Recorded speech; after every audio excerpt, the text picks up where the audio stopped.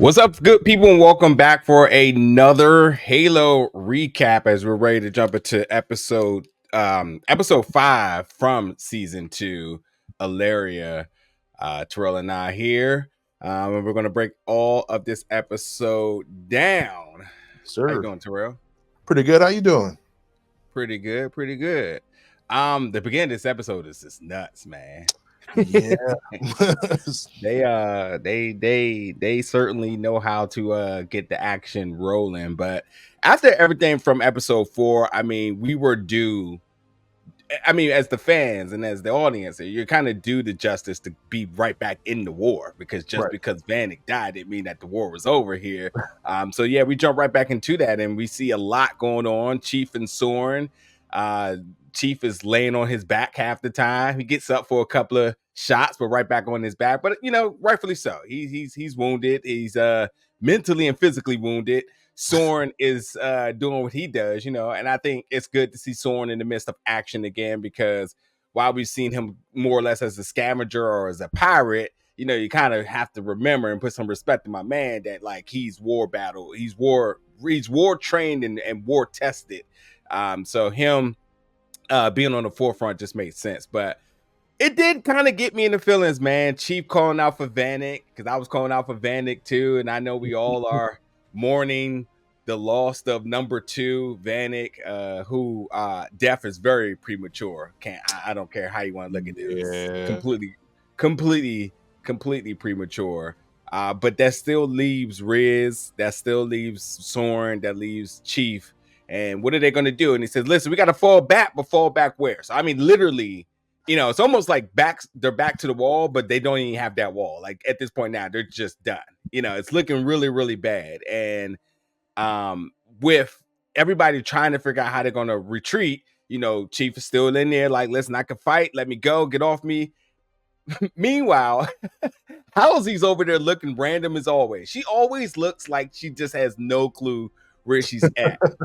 But to her credit, she is observing that there seems to be troops coming back. And I was definitely confused, because I was like, well, who the hell could that be? But we saw very in a few seconds exactly who it was. But after all of that, man, listen, they thought they had won their little battle because it got silent. And this is where I got really, really happy, because one, I'm always gonna root for Bokeem to get his chops in. So, as soon as he says that all you got, I mean, you could be born yesterday and know that anytime anybody's trash talks when they think they won, something more, either worse, bigger, or badder is coming. And I just bust out laughing, because we all knew where this was going to go here. And we got my man, Big Giant Boy. Yeah, The only reason I even know that what this Covenant soldier name is because I had to toy when I was younger here. But the brute Chieftain with the gravity hammer comes through. So this is a little bit of a pop for me here, because I was like, okay, I'm digging this. And I'm like, they're definitely done. But it was short-lived, because as Halsey had pointed, there had been some troops in the back, and certainly they came to support. So we have Riz and Soren putting in the work. I mean, they letting it rip on him, and it's helping for a little bit until Laera comes through in the air with the air support, putting him down.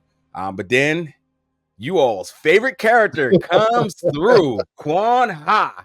And with John on his back again, Quan Ha is there to save. I know people are mad because it's like they cannot believe that the assassin known as Quan Ha has just saved Master Chief here. But yeah, and all this is happening before the title screen, which is just insane, like I said. Right. But then, Riz instantly steps up as my favorite character this episode, because when it all seems like it's said and done, she runs back to go save Vanek. And it looked for a slight second that we might have lost Riz. And I gotta say, and I just quickly ask you, did you think she was gone at this moment? For sure. I was like, yeah, I guess if they're gonna point this narrative as the last Spartan, you know what I mean? Like, yeah, that's what's pretty much about to happen. They've already been foreshadowing her kind of wanting to retire.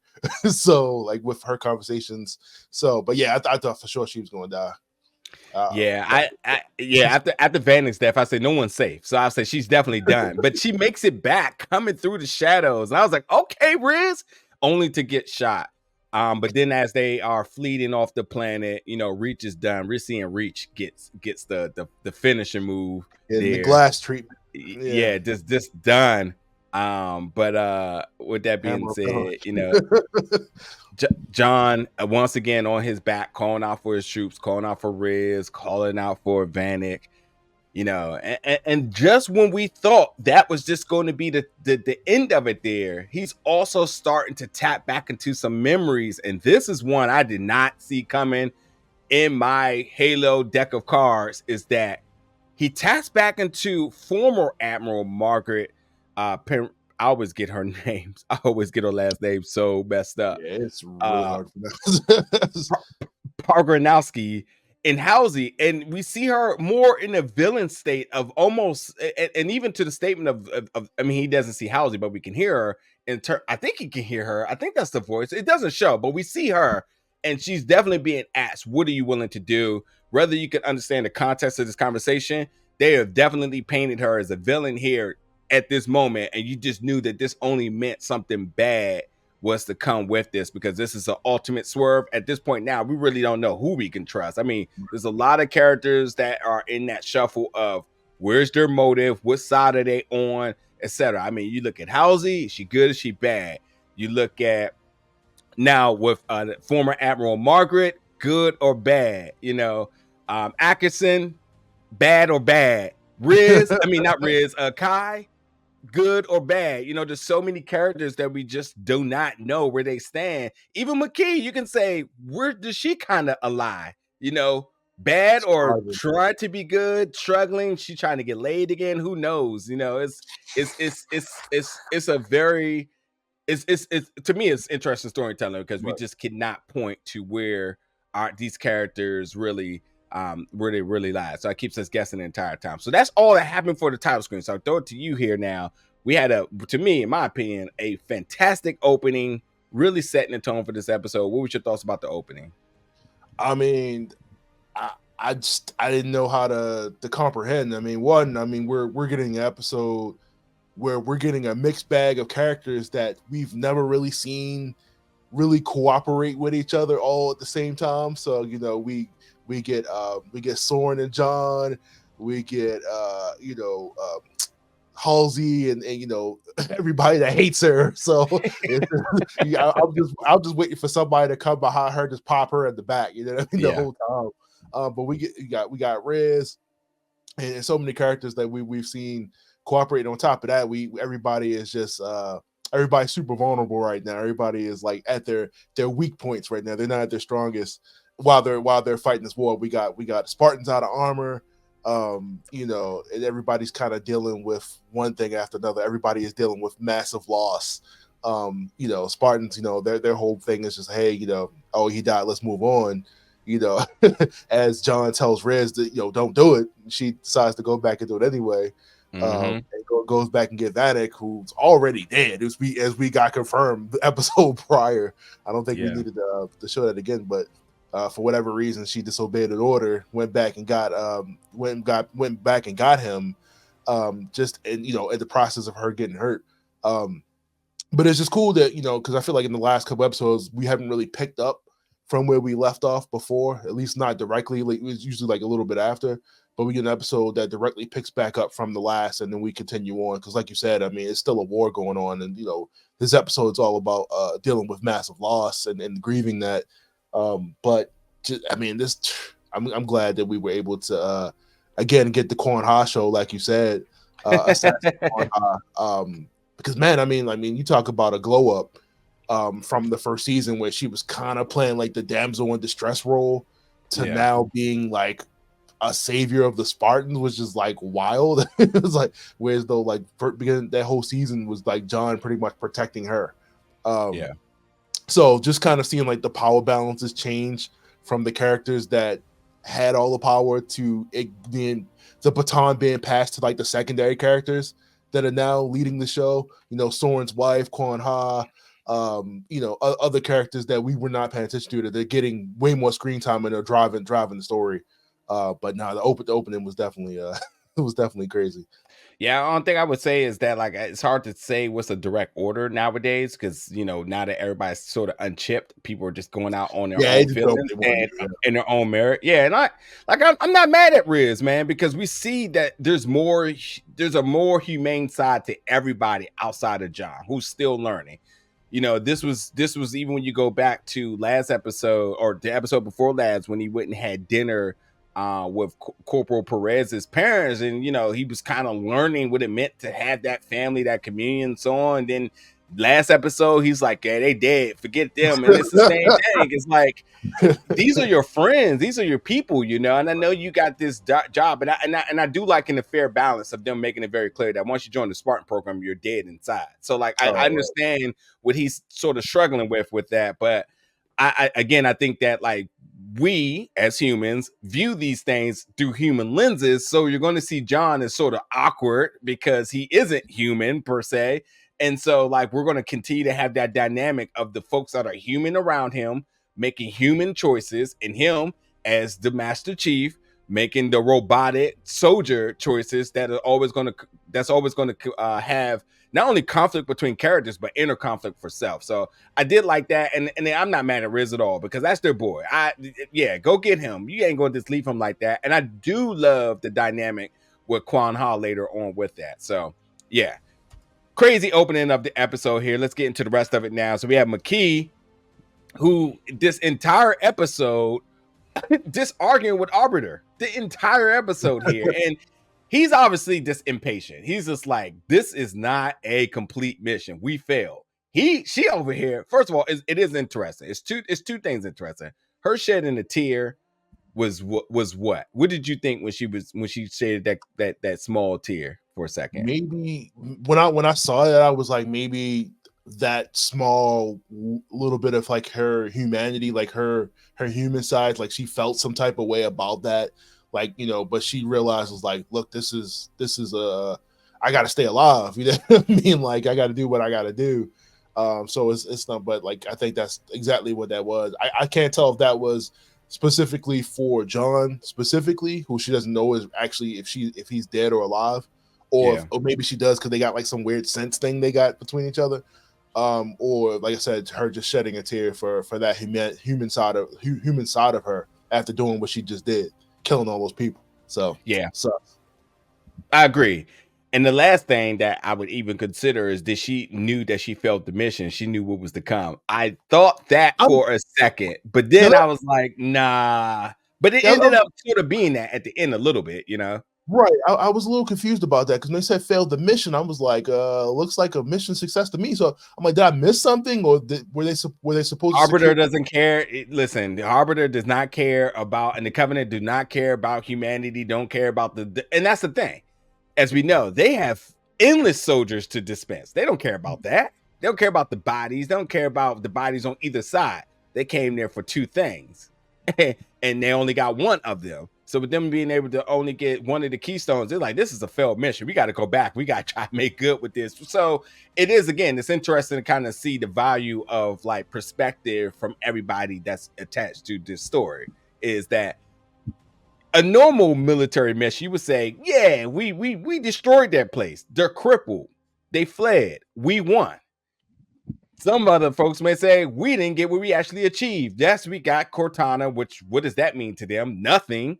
But only one part of the keystone. We were supposed to have two and come back and say that we did the whole thing. So, I like that too. And again, this is only episode 5. So this is just only saying that things are just really, really ramping up because they're just really laying down the foundation of the conflict of everything going forward. How will we're at one point, how was this going to be perceived? But decide they made a quick a detour, which ultimately might have saved Makee's life because Arbiter was getting ready to slash her down. But we'll get there in a second. But anyway, her crying, I was definitely like, But yeah, they have the whole argument about the demon and you protecting him and also saying, don't preach to me, human. I mean, he's puffing his chest out, but did mention about having Cortana, as I mentioned, and Cortana does have its value. Makee's going to try to figure out how to use it by at this point of the episode. But as I said, Arbiter only cares about the keystone. Press Anyway, the button. Riz, huh? Nah, she was like how to activate it. She was like, you could just press the button. Right. Like she Yeah, doesn't she did like understand a really how whole these devices work.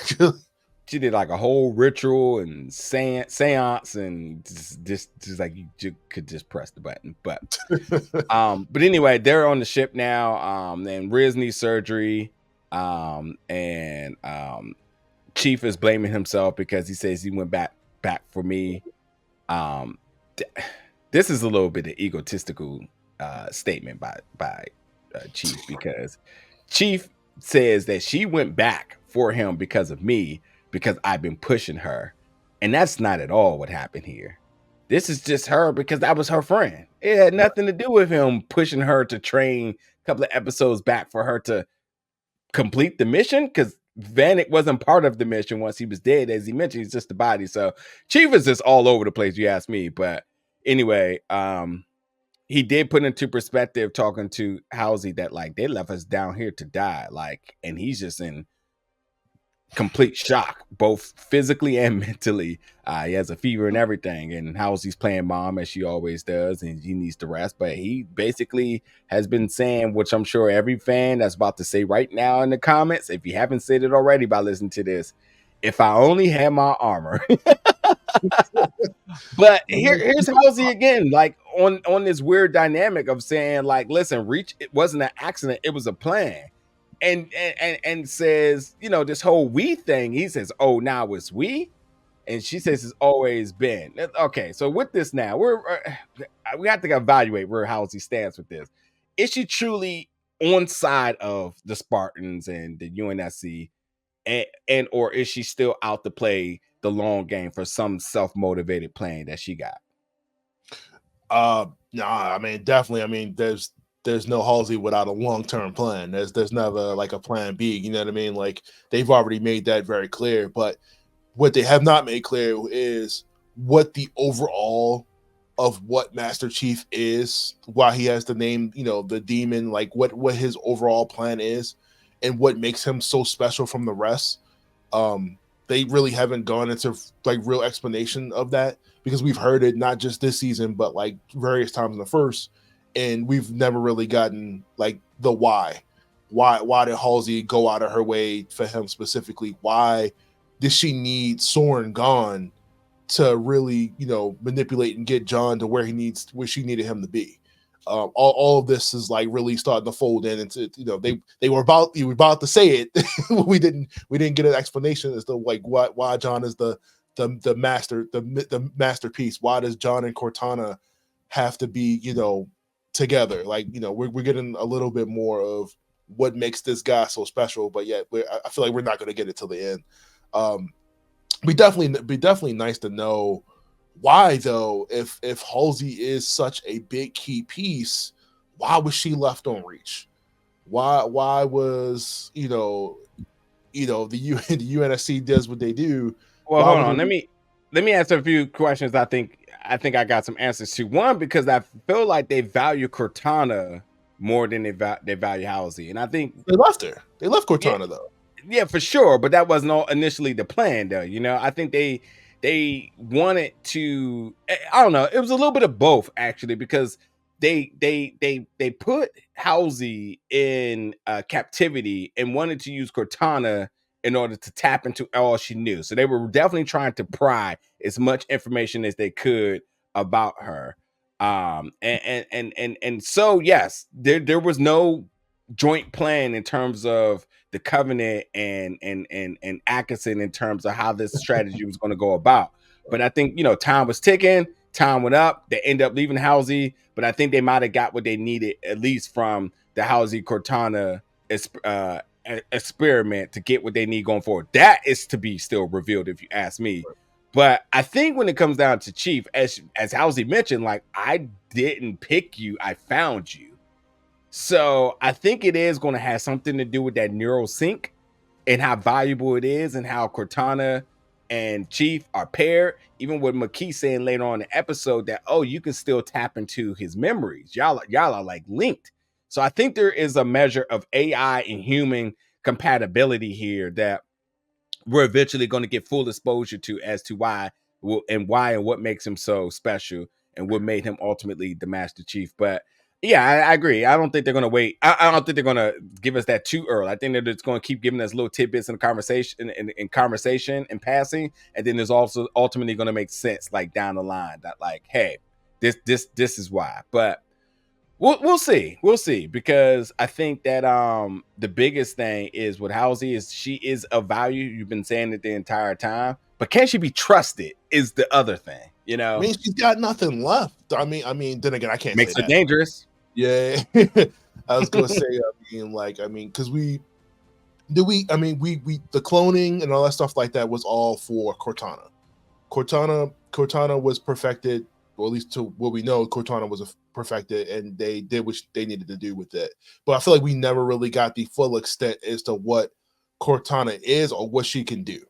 Yeah. And hopefully we get a little bit more of that, this season. But definitely hoping to see more of what Cortana can do. Hopefully we get them back together too, so we can see them take down the Covenant. But it ain't gonna be in season 2, so Yeah, maybe it could be a finale little, cliffhanger. I mean, they haven't been shy about the action and the dramatics, so it could definitely happen.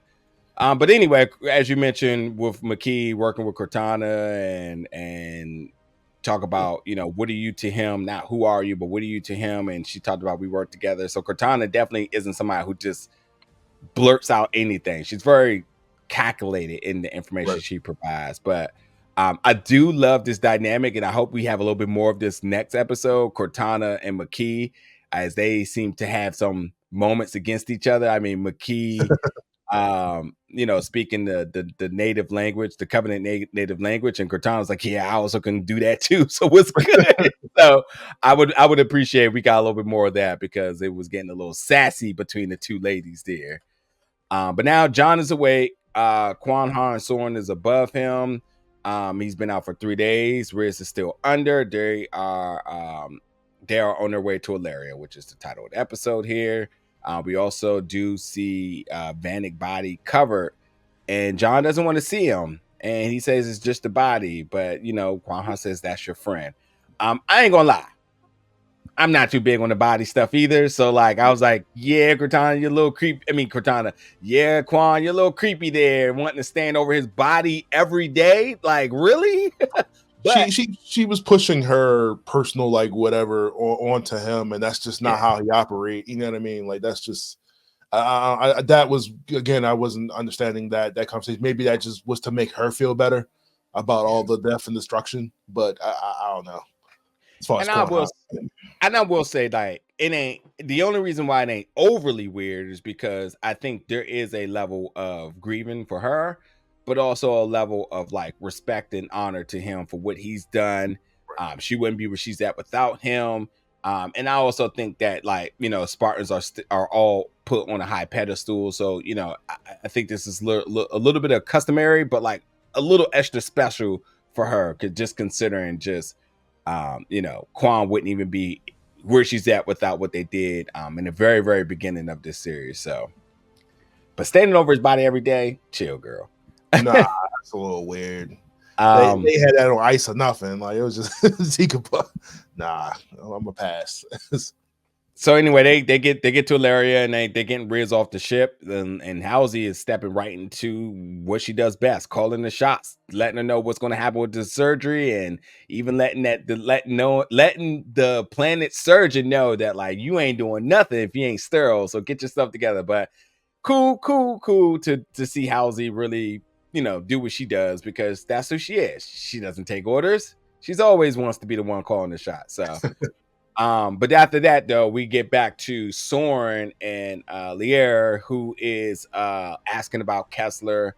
They go to this little corner shop or whatever you want to call it, and they're describing their son, 10 years old, wears a helmet. And I'll be honest, it's not that I trusted this guy, but I also did not trust this guy. Yeah, he wasn't giving direct answers. I'm like, why are we doing a ring around? If you saw him, you saw him. Like it was weird. It's like, yeah, but I mean, on the same token, though, we do see that this is the planet that folks seem to just out here just, if you out here just a loose kid, you are. You know what I mean? So I at a point I saw a little bit of both because it's like if you're asking about a kid I need to know what your motivation is by. If somebody came to you right now and was like, yeah, it's two random folks you ain't never seen ever in your life. They're like, yeah. So we looking for this kid. They're like, this. Can you tell me where it's at? I'm like, so no, because I'm not going to be part of a kid getting abducted. You know what I mean? It won't be that. And I'm not profiling here, but let's just call it what it is. Soren is with armor. He's looking, and obviously he's a pirate. So if his reputation had hit that planet, you start to know, what is this pirate, big buff dude with this armor coming to look for a kid for? A 10-year-old kid there. It does warrant suspicion on both ends. But for sure. To focus on the guy at the store, he definitely wasn't giving off like positive Samaritan vibes. He definitely was a little suspicious on his end. But Kwanha is talking about burying Vanek, and John said we don't bury Spartans, and there's a lot of exchange between the emotions between the two of them, because Kwanha is like, listen, I know you're grieving, and so you should bury him, because when you don't bury people, or put them in the ground, they tend to follow you in the afterlife. But he says, like, listen, when you're a Spartan, you're already dead. That's just the body, my friend, that's gone. So again, much like I said in the beginning, this is a lot of the conversation between humanity and just being a Spartan, just the difference in perspectives about everything. This one right here, this is probably the funniest scene of the entire episode. So they're on this cargo truck, as they are going into the inner city to take the hunch that they got about where Kessler's at. So Laera is pissed off at my man Soren, and Soren is making friends, having a good time, loving the scene, and she's like, listen, did you see what happened back there? Like, people died, the planet's done, we don't have our son, I'm scared, I'm not enjoying this, you just out here just having fun. She makes such a scene that she goes in the back, snatches her wig off, separates where they're sitting from each other. This dramatic to the T here. And Soren is kind of looking like, wait, what? Even to the point of even really going after my main character, talking about when things fall apart, you run. You ran from the Spartan program, you ran from this, you ran from that, everything. Really, really, really, really like putting my man in the dirt here. What did you think about these two conversation on this? And ultimately her snatching her own wig off. Yeah, that was crazy. Yeah, I just thought that was a real life thing. You know what I mean? Like, it's definitely something that you can relate to, where, I don't want to say us as men, but like, guys, like, they just process things, situation. Like, we move forward, there's no point in, crying about it and break it down and shutting it. We got a mission to do. That's his mindset. He's a soldier. You know what I mean? Like, that's how he operates as a pirate, everything else. But I can also understand, like, she wants to bring him down to her level and feel and cry and have a whole moment about it. But again, this is not the time. But that's just a conversation about, their marriage and how they operate emotionally and stuff like that. But she's not used to this. She's used to sitting back on base. She's not used to being out in the middle of a war dealing with this type of stuff. And again, I mean, you eventually you see, the part where, he shows his emotion in different ways. He shows how he does that in different ways. I'm not sure the scene of like her snatching her wig off was supposed to have been like, all right, I'm kind of shedding my skin. This is the person I'm about to be. No point in hiding anymore. We can't go back to that life. A little bit of everything that they had. Because clearly they'll never be able to go back and be, I guess, what was it, King of the Pirates or whatever it was, whoever he was. But yeah, man, I mean, just definitely a little bit more of the relationship between Laera, like him and his wife, and how, like I said, how they operate and how they're gonna go about, getting their son back, because they both been through a lot. You know what I mean? He got set up, captured by the UNSC. Which we and then she got betrayed by the crew, almost died, and then the whole thing with Kwanha. So they both been through a lot. So I understand, like, this moment, this breakdown that they both had, or I'm sorry, that she had, about why he was joking around and trying to not to display that emotion while they're in the middle of a car ride with a bunch of people into the city. So I get it, but yeah, a little bit more in her. I hope we get to definitely see more of what she can do as the episodes go on. Yeah, no doubt, no doubt. So Riz is up now, and Halsey's let her know, like, listen, you won't be the soldier you once were, but you're gonna have to work harder to get back. So just perspective about Riz's injury. Quan Ha, dragging Bandit body up to bury him. And with that, we do have the conversation about what has happened on Reach between Halsey and John, Master Chief, and said that she won in talking about former Admiral Margaret Penrosky. I don't know. Just Margaret, folks. I feel like y'all gonna be like, man, it's Pargranowski. There we go. Pargranowski. There we go. But again, like they're putting into perspective, like she's kind of like the puppet master in all of this. You know what I mean? And even to a line that she also is running a same sort of plan alongside Ackerson. There's a lot of questions that we as the viewers need to know in terms of what their strategy was together, but we'll see. But he said like she was the one that took Cortana out. So there's that.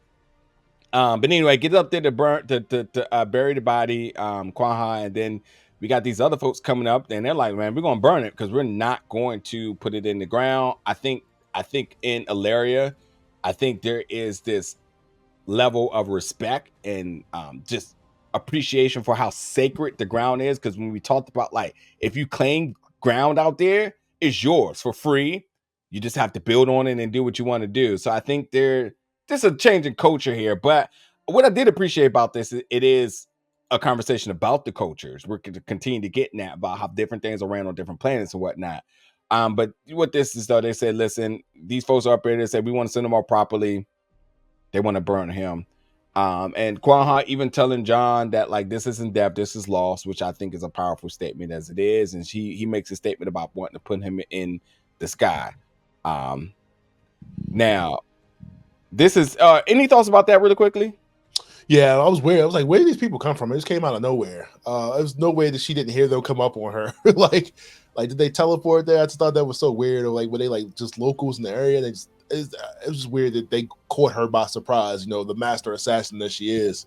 It surrounded her, but no, I mean, it just kind of like John already kind of made his peace with it, and at that point, like I said, she was kind of forcing that on him, and then it was like, look. They really didn't, like I said, they didn't really give it good. At least I made a mistake, like the explanation for why they didn't want to bury him into the ground. I think they kind of did with the soil just not being as fertile or just corrupt, whatever. But yeah, I mean, of course, give him a Viking death, give him a burning. I seem like that's a better way to go. Even though he just really did not want to deal with that emotionally, as you can see, he just didn't have the time. Like, let's keep this moving. He's dead, bro. His soul is gone. Let's keep it moving. Like a little bit though. I got like two thoughts about that, but we'll I think it's gonna come up in a second where it was. But yeah, it's gonna come up in a second when I have my thoughts about that. But so going back to Soren and Laera, they're at this random house. Looks very protected, very sheltered. Nice little place there. And they're there knocking on the door, looking for Kessler, only to find out that these two randos have adopted him, at least we think. And they talking about, yeah, we saw this little black boy. He was starving, malnourished, got slapped up a few times. for 3 days. What better place than to adopt him into this biracial, I guess we could assume queer house that we love to raise little black boys, only to find out that's not at all what the narrative was, but only to find out down the line that first of all they came guns toting. So to me, this was Texas. This is baby Texas here. This little civilization that they ran up to, letting folks know to be coming up to our house, knocking with your solicitation of anything here. Yeah, the important thing here is that Laera and Soren have two different approaches about everything. Right. where we see him kind of just the negotiator, more laid back. He takes the smooth, finessed approach. She's brute force. She's like, listen, I want my kid. I'm about to go off. I'm about to go off in this place if I don't get him, et cetera, et cetera, et cetera. She's pissed. But anyway, Soren gets to negotiate, gets 5 minutes. Meanwhile, in the back seems to be that she thinks she's about to encounter her son, only to find out that it's just another little black boy. That's not him. What's the coincidence there?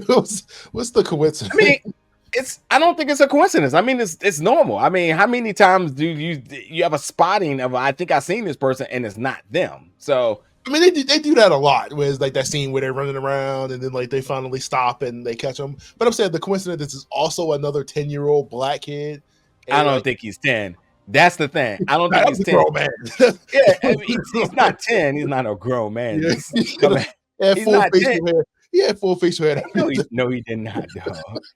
He just wasn't him. He just wasn't him. That's all it was. It just wasn't him. And it's easy to say, like, I think I saw this kid. He looked like he was about 10, but he wasn't. You know, it happens all the time in missing kid cases. So I think that to kind of put that into perspective it assists of like understanding that their son is in more danger than just two randos that have just picked him off of this little once they transported there. Like, he is captured by the UNSC, which we know Atkinson, and we know the whole plan that's going to probably be behind that. So now that they're aware, the two of them pretty much got to come together because they realize the stakes are much bigger than they ever could expect it. And also with Soren's sort of escape, you know, is this an effect of that? And will Soren run from it? No, because this is going to be a moment for him to prove to his wife that he doesn't have to run from, you know, the big fight, the big moments, whatever it is when things get bad, you know. With that being said, let me see. So we get up there and John with Vanet's body burning, John has taken all of this personal. It's all I can say about everything he said. And like at this moment now, it's like he is just completely blinded by everything. He's like, I'm going to seek revenge for my boy. I like this moment because to me, it is like the moment that we want to see John turn up to the next level. It's almost as if, to me, as the viewers, this is like we haven't seen nothing yet because he took this extremely personal and he walked off like, now that that's done, I done processed the feelings, or at least my feelings done burnt up with the body here. But I'm going to make sure that they're paid for what happened here. So, what was your thoughts about John and his declaration to Vanek and to everybody and what he was going to do? I definitely like that. I mean, I always like me a good revenge story. Because I mean, why wouldn't you? I mean, like this your team, they've been taken out, XYZ. You feel betrayed by the very organization that you pretty much blindly follow orders for. And now you know you want revenge on that because they are in part, you know, responsible for the deaths of these soldiers and these people.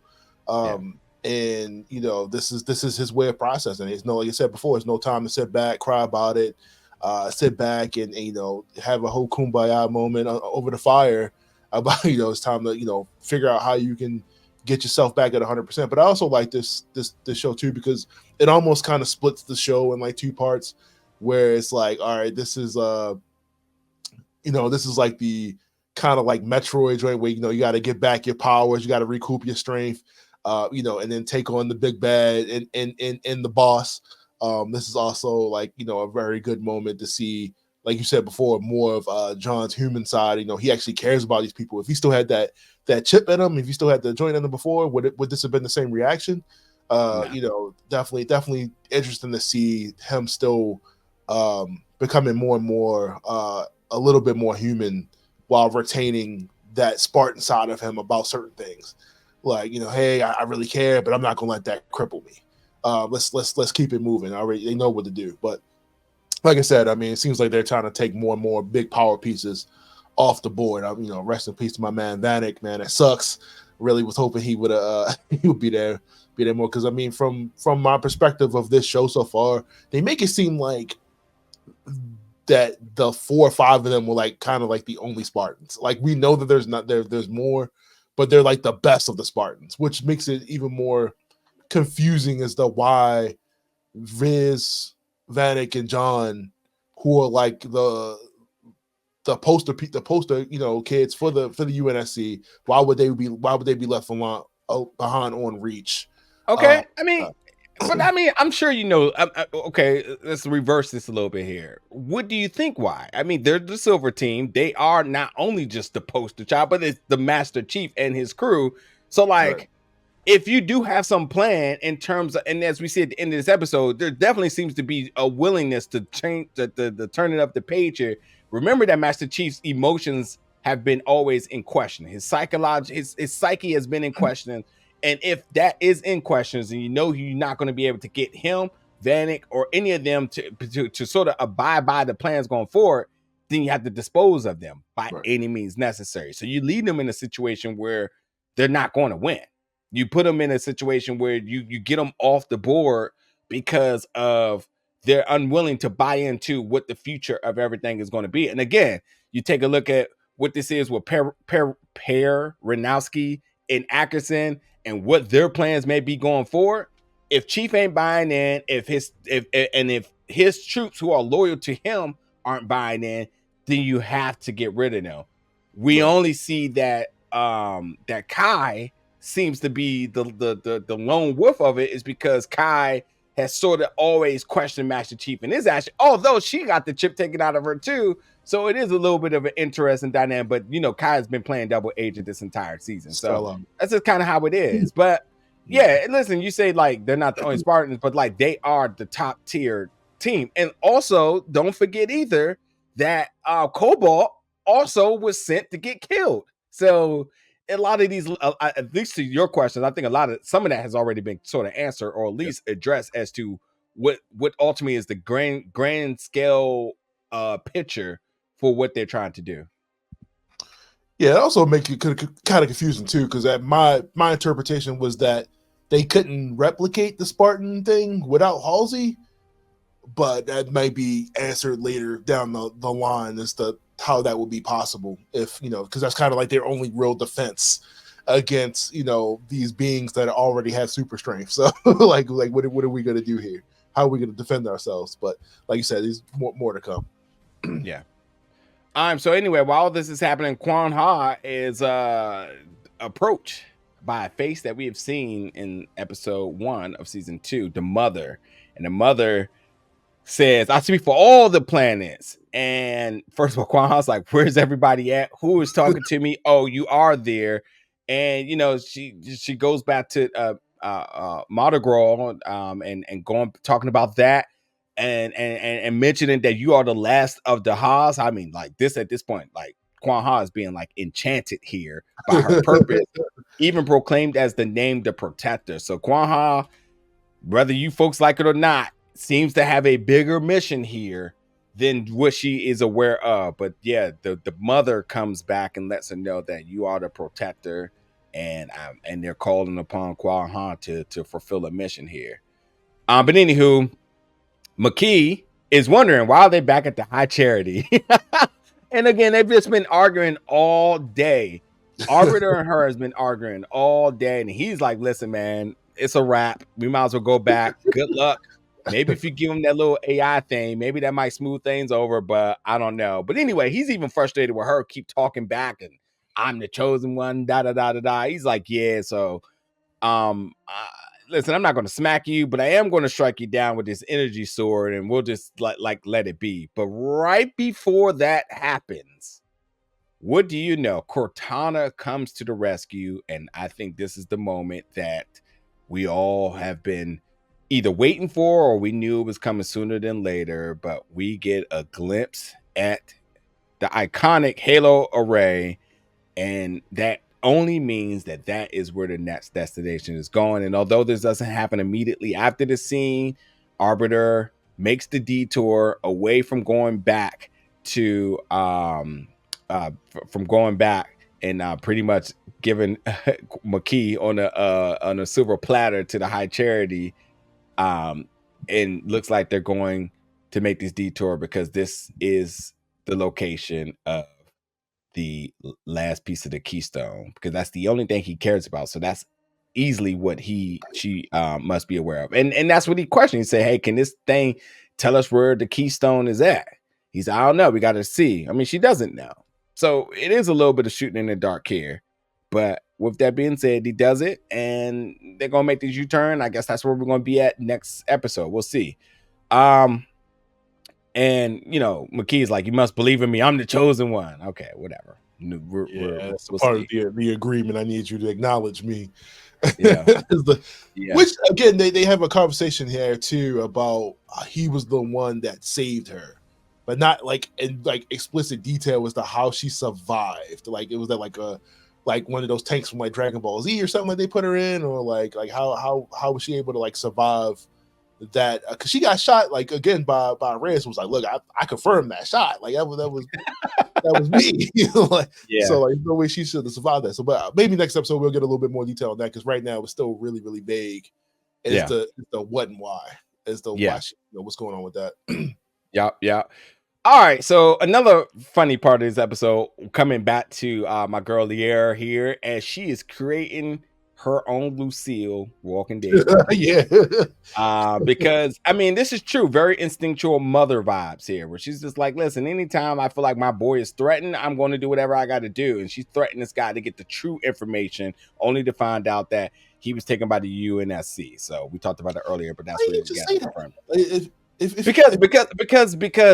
Because everything is driven by greed here, and you see the bargain offering earlier, which was motivating him to get something out. And I think that there is still a good balance between anybody asking about kids, but a little bit of money will lead somebody to go in one direction. It's a shady business. It's all shady business. Everything is shady. So while the grounds of everything seems to be okay, there's still some shady people in every situation. And that's what they do. That's what they're used to, coming back from their planet where everybody was a crook and the grounds are dangerous. This is the game they play. So it was cool for me for Laera to step back into, if you're going to play dirty, then so am I vibes, and that's what she did. But to the last scene here, Riz says, my fight is over. I'm going to stay here. John said, I gave you an order. Stand up, soldier. She says, I choose to live. I'm going to live. And she put her 2 weeks notice. Yeah, not even that. 2 hour notice. But John did say, like, you are all I have left, which is true. But, as you mentioned, the lone Spartan mentality is definitely on the way. But what I think is interesting here is this right on par with Riz's psychology, because Riz, as we saw 2 episodes ago, or last episode, 2 episodes where she mentioned she didn't have anywhere to go. She didn't have home. She didn't have shelter. She didn't have community. She lost both of those people that she had it with in the war. No. So now that she see this community around her, she has a home. These people are there to support her.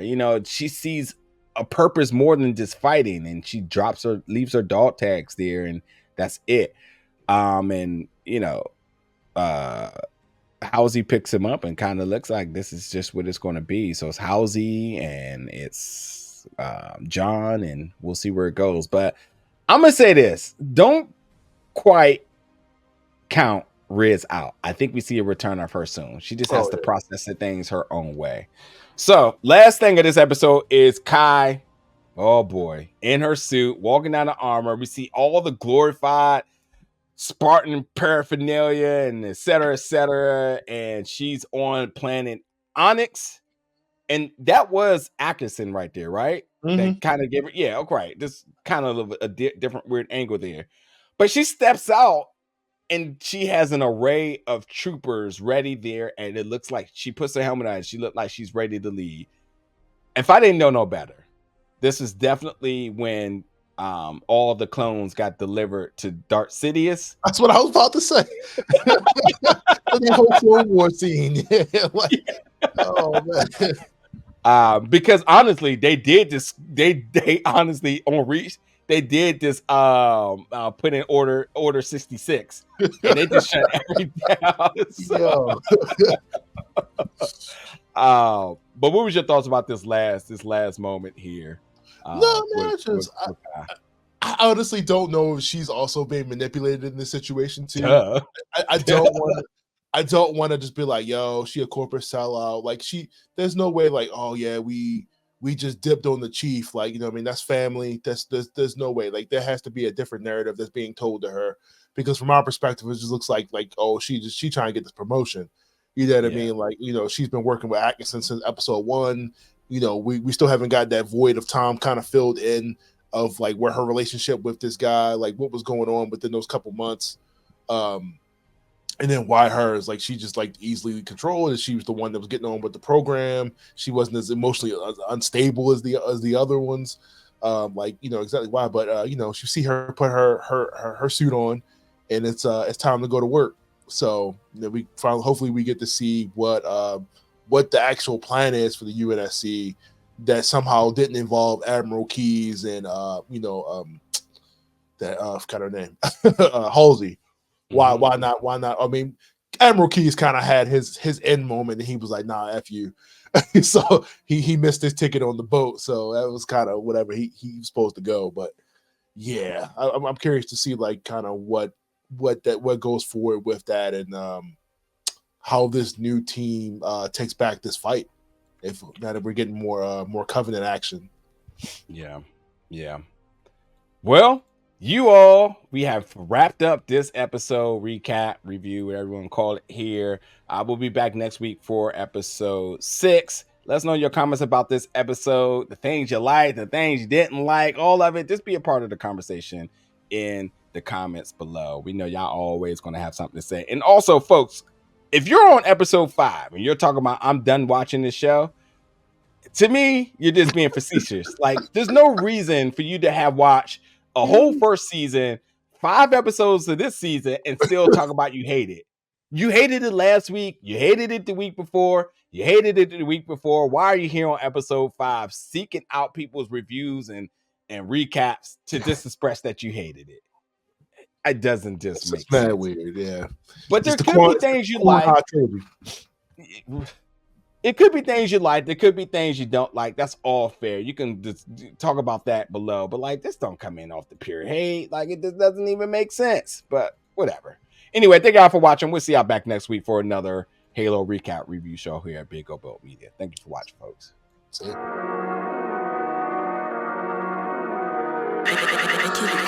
you.